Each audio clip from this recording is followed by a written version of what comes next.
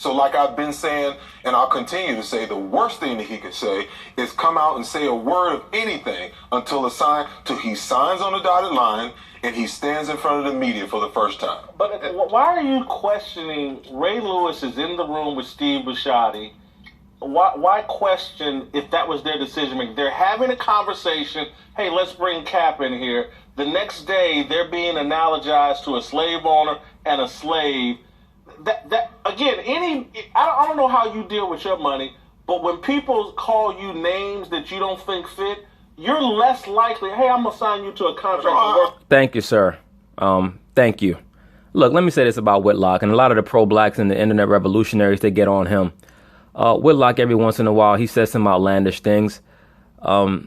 Really, because he's another one who really just wants a hug from the Caucasian man, but he's more on the balanced angle. The liberal blacks, they want the same hug that he wants, but they just want to act like they're going to keep their, the liberal blacks think that they could say whatever they want to say without repercussions. Whitlock actually understands that there are repercussions to your actions and to your words. All right. That's just common sense. To think that the tweet that his woman sent out should have no effect on the possibility of him getting signed or gainfully employed by somebody else is just silly. I get that, but are you 5 or you No, I get you. I get that, but if that's your premise, then we all know that Brent Grimes shouldn't even probably be in the NFL right now. If that's the case. Let's go to the Miami. Let's go to the Miami situation. Let's take the girlfriend out of it. Just a T-shirt. Could I not argue by? I'm trying to figure out did Brent Grimes's I know that Brent Grimes' woman has said certain things about the quarterback for the Miami Dolphins, but I'm trying to remember, did she ever call the owner of the Miami Dolphins a slave owner? I'm not sure about that. Did Brent Grimes ever lead a protest that was considered, quote unquote, divisive? By wearing a Fidel Castro T-shirt, you were antagonizing the Miami community. That was Kaepernick's decision. So if you are a marginal, maybe he's a starter, maybe he's a backup, either way, I think he's a marginal starter, a good backup. Antagonizing while unemployed, to your point, is generally not smart. Not even a little bit. Not even a little bit. That's why when you go to your job interview, you're on your best behavior. That's just common sense. But we know people are trying to change the standards of propriety because, once again, as Whitlock has stated, Kaepernick has ascended to a Messiah-like figure amongst a lot of these low self-esteem having internet revolutionaries. So they're going to make whatever excuse for him they can make. In any business. I get your point wholeheartedly. I believe that he now looks at it and realizes that he made some monumental mistakes along the way in the name of doing the right thing. A lot of people do that. Okay? Yeah. So now he can't rein it back. So now pride becomes a big thing with people. Most definitely. As a player, as a player, you know when you want to play. You may not say it. You might have your feelings hurt. But deep down, a guy who plays football still can play football. Still like, I know I should be playing. I want to play. I just don't want to come out and say, man, I should have a job. Ain't no way I shouldn't have a job. Man, he sound crazy saying that. I mean, he really would. All right, to a player who will be on the field Sunday. Okay, so now this is going to be the last segment on the Ray Lewis versus Ness Nitty, the battle for control of Colin Kaepernick segment or series. Let's see what they have to say. All right, welcome back. Seth Joyner is here. We're joined now by Cowherd's co-host on The Herd, Christine Leahy. He raped me. Christine, he raped me, Leahy. Over there looking like a, 40-year-old. That woman is just 30 years old. She needs to get in the gym. Leahy, let's go back to the NFL and Colin Kaepernick, who may have had a job if not for the tweet his girlfriend Nessa posted last month. According to our FS1 colleague and former Baltimore Raven Ray Lewis, Baltimore was considering signing Cap until Nessa tweeted a photo comparing Ravens owner Steve Bisciotti to the white slave owner in Django Unchained. See, what Ray Lewis needs to do, and I stated this in the opening of part 1 to this series, he needs to stay out of all racial conversations because he's not shrewd or prudent enough to navigate through these conversations. He's too emotional. And he's too simple-minded. He's only going to stick his foot in his mouth every time he speaks because he has no idea how to handle these idiots. and Lewis as Bashotti's slave. All right, Coward, do you think it's fair to blame Kaepernick's girlfriend for the Ravens not signing? Well, Ray Lewis is saying that's the reason, so, if Ray says it, I would believe him. I don't think Ray's making it up. Right. Ray Lewis has no reason to lie about that. Like, why would he get on TV and lie about why Colin Kaepernick doesn't have a job? All right. He made the mistake of even bringing it up because he was trying to curry the favor of the pro-black mafia. All right. Your attitude should be fuck them, because believe me, those niggas, if you put them all together and weigh them in a balance against a feather, the feather is going to weigh more than them. It didn't help. I think there's a lot of reasons he's been unsigned. I think he's seen now as divisive and antagonizing, from the Fidel Castro shirt to the socks to his girlfriend. But I don't necessarily think there's one reason. I think there's a multitude of reasons, and I think Kaepernick is now seen. When you say Kaepernick, you think politics, and you think activism, and you think divisive, and you don't think as much about football as I think owners want. I don't think there's one reason. I think there's a multitude of them. Yeah, I think it's about all the people around Kaepernick. It's like... all the people behind him, you should say. If you're a football person, and Kaepernick's girlfriends, his friends in the media, the people in the media that have no connection to Kaepernick, but think it's their job to vilify anybody that has a critical word to say about Kaepernick, i.e. Shannon Sharpe. That's really who he's talking about. Shannon Sharpe acts like he's Colin Kaepernick's Rottweiler or something.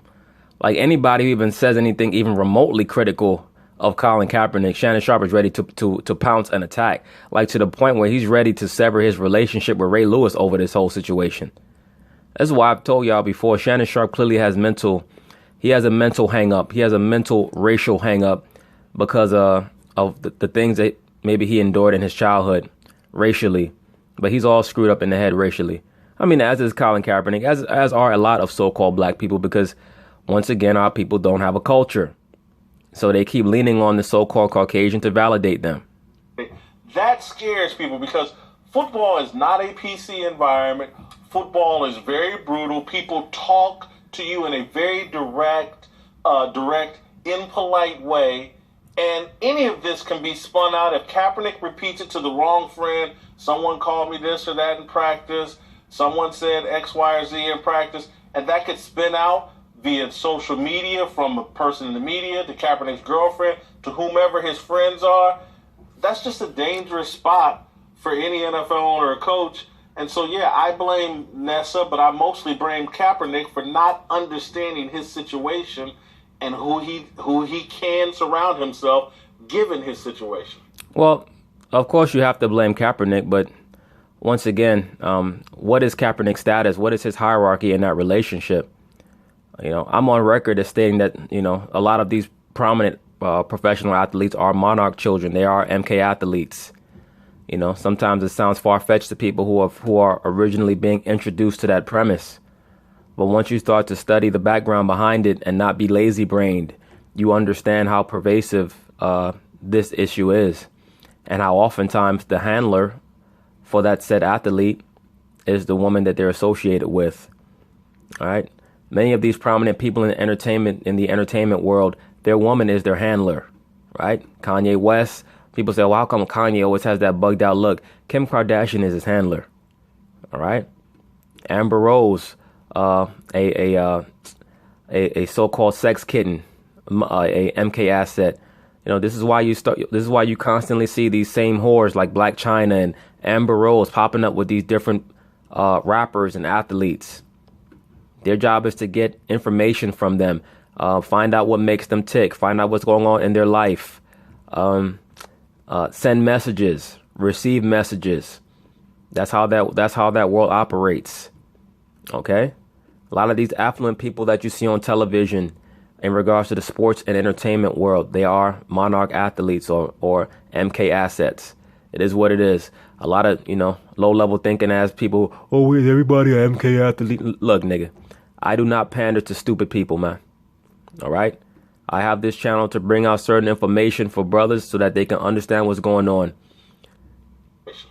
I agree with both of you. I don't think that this specific thing is the reason he doesn't have a job. It's a multitude of things, but it didn't help. And I also look at, I have no problem with people fighting for what they believe in and protesting and raising awareness, but I think it has to be done with a sense of maturity, and I don't think that that picture was a very mature way to go about things. Like, what was she hoping to achieve by this? There's another way to say it that will reach more people and have a bigger impact than insinuating that someone is a racist in that kind of a picture. The fact is that he didn't get the job in Baltimore. And if Ray is saying that this photo is the reason why, then she's the reason why. Now it's up to him to control the situation. It's not up to him to control anything, bro. If he could have controlled the situation, then he would have been doing it a long time ago. He would have laid out what his end game was a long time ago. He has no end game. He's part of the liberal, quote unquote, humanist agenda. He don't even really know what the hell's going on. Behind the scenes, he's being used and given advice to by liberal Caucasians and low-level thinking liberal blacks. Period.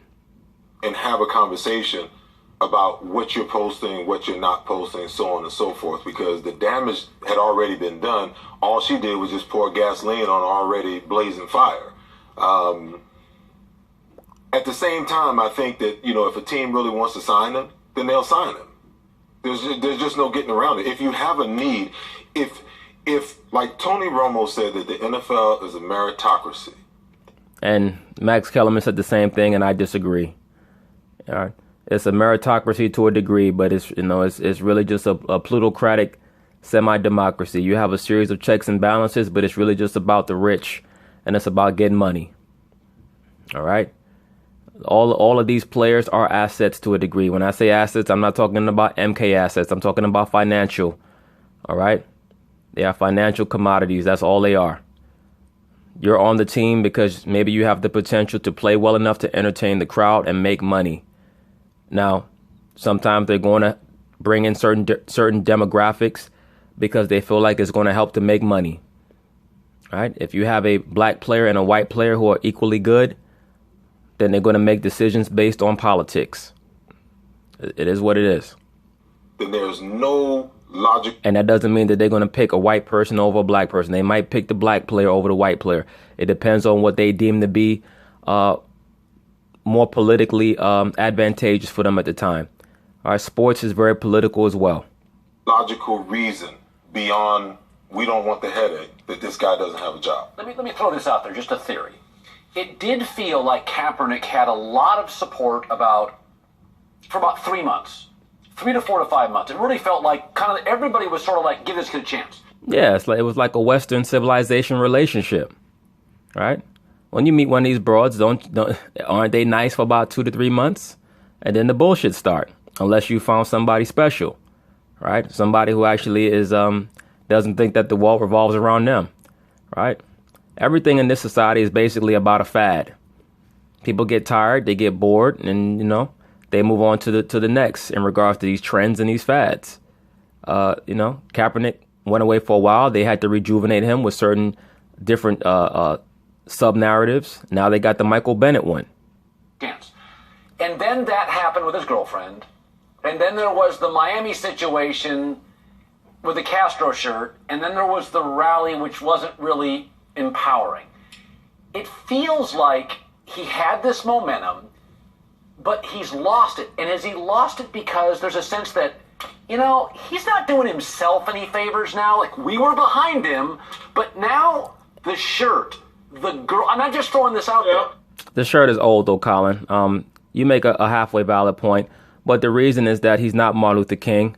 And, people have an incessant need in this society to want to relive the past. All right. This is why they started to push the athlete speaking out after Muhammad Ali died. All these guys got activated after Ali died. Everybody wanted to be a new Ali and quote unquote take a stand. All right. Now we're starting to peter out. Why is that? Because there's no real substance behind their protests. When Ali did what he did, the substance behind it, number one, was that he was a great natural speaker. He was sincere, and he was a member of an organization that had a goal and that had an end game, whether you agree with it or not. Okay? So you cannot compare Colin Kaepernick to Muhammad Ali. Colin Kaepernick is a pawn of a group known as the Black Lives Matter organization, right? But he doesn't want to come out and outrightly state that he's a member of that group because they already have a series of platforms that they're about. Once again, you notice you don't see the Black Lives Matter group really marching and doing these type of things anymore. Why? Because once again, their main focus is promoting black lesbianism and black homosexuality and transgenderism. That's what their real motives are. Go look at their website. All right, black man, so-called black man, they don't care about you. All right, they outrightly say that they are against the patriarchy. They do not want a black man in the home. All right. So you silly niggas have been supporting a group that is overtly against you. Yeah. It does feel like he's lost momentum since that Baltimore situation for the last month. I don't think he's owning it. Like, he's not taking control of the situation. He's not taking control of... He can't take control of shit. He's a damn asset. His job is to follow orders, man.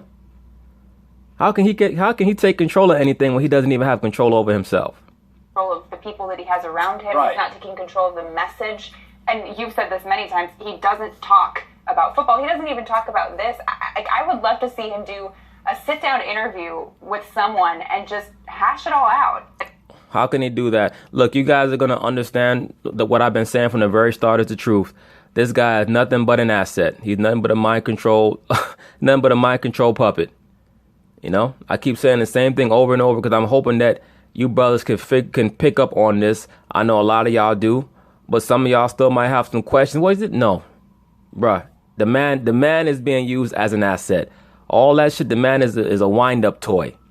Like, we just haven't had that moment. Go live even. If Right. you don't want it edited. Right. Here's me talking live. He's playing the martyr and staying silent and allowing all the other people that have no connection to him, really, other than, hey, this is good for my media brand. Exactly. Who's he talking about? He's talking about Shannon Sharpe. All right, I'm gonna rewind this. He's playing the Live even. If you don't want it edited. Right. Here's me talking live. He's playing the martyr and staying silent and allowing all the other people that have no connection to him, really, other than, hey, this is good for my media brand. He's allowing them to do all the talking. Thank you, sir. Once again, he's talking about Shannon Sharpe. All right. He's sending them darts out. I told you guys a long time ago that Shannon is trying to allocate a little niche for himself on the race circuit, right? The race talk circuit. That's all Shannon is about. Shannon's like, in case this sports shit dry up, I want to be able to go across America and go on BET and start a radio show and talk about race all day. All right? That's all Shannon is doing. Shannon is fooling a lot of you cats, a lot of you pro-black cats, I should say. Let me specify. But if you got your eyes open, you know what he's doing. And you're right, he's not owning it. Again, he's being compared to Muhammad Ali, and it just baffles me because... Me too. Because Muhammad Ali never stopped talking. Ever. Exactly. Ever. Anybody, he would go confront his critics. Well, generally, if you look at people historically that have taken strong stands, they do talk. Jackie Robinson, Muhammad Ali, Martin Luther King. I mean, anybody in this world that has taken strong stands that have gone against, the grain or the power, they have spoken. And I think what happens is social media is this new tsunami that didn't exist 20 years ago.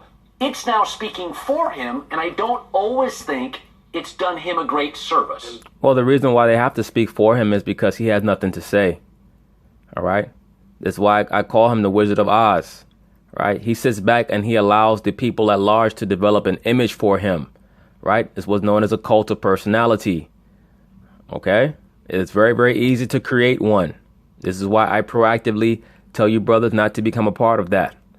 All right? I mean, it is what it is. And that's what you get over social media, calling people racist indiscriminately. All right. Yeah, well, anyway, that's it on the Ray Lewis versus Ness Nitty storyline. I'm sure there's going to be some more storylines to come. I try to avoid the Kaepernick storyline because to me it's just old and hackneyed. But, every once in a while when there are major changes, I will report on it. In regards to the Michael Bennett situation, Michael Bennett is who they're trying to parlay a lot of the energy to, because I think that they feel like he is somebody that they can use more than Kaepernick because he's a little bit more verbose and emotional. But we'll see. I've told you, brothers, that you have to watch Michael Bennett, and you see what is starting to happen. But anyway, peace.